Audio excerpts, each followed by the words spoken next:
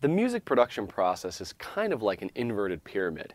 It starts with a ton of different tracks and clips and regions and eventually winds its way down to being a single two-track piece of audio. And one of the most important parts of that is how we combine all these different elements, and that's done through the mixing process. And the role of the mix engineer, or your role as the mix engineer, is going to be adjust the various levels and the relative levels between all your elements to give that pleasing final two-track mix. So we're going from multi-track to two-track stereo in the end. Now, mixing is a deep topic, and it's something you'll be struggling with for the entire time that you work with music production. There's no doubt about it. There's just so many options. Just look at all the knobs and faders and effects. There's just so much to learn there.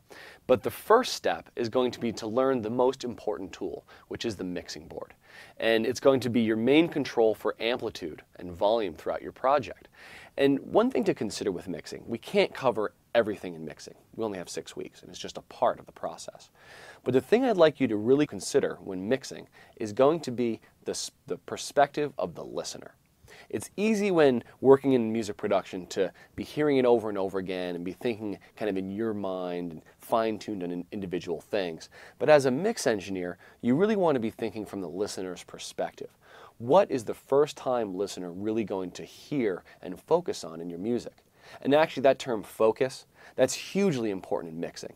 And for me, when I think of the mixing engineer, his primary role is to kind of guide the listener through this complex sonic environment, right? Is to say, okay, now listen to the bass. Now check out the melody. And you want to really think about that clear path through the music. And if you can decide on that before you start mixing, if you can decide, for this section, I would like the listener to hear the melody. For this section, I want them to focus on the bass. That's a great starting point for mixing because it's going to give you a clear focus and kind of a checklist to follow. I'll have them do this, and then that, and then that. After that, the question becomes, how do you focus the listener on a specific element? And the most important thing is volume. The louder the thing is, the more focus it's going to have. And that's where the mixing board really comes in, because you're adjusting the relative levels between all these elements. And if you have one thing louder than another, it's going to be the focus. There are other factors, and we'll cover them in the later weeks, but we're going to start with the mixing board. And the mixing board is not just your volume control.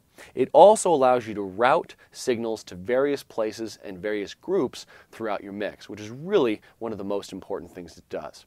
So in this lesson, we're going to look at the mixing board and just see how it functions. And my hope is at the end of this week, you understand this device. You've kind of demystified it, because it really can be intimidating at first. There's so many knobs and so many faders and so many ins and outs. But the truth is, it's modular. You learn one channel strip and it just repeats over and over again. So if you learn one, you'll understand the bulk of the device. So let's check out the mixing board.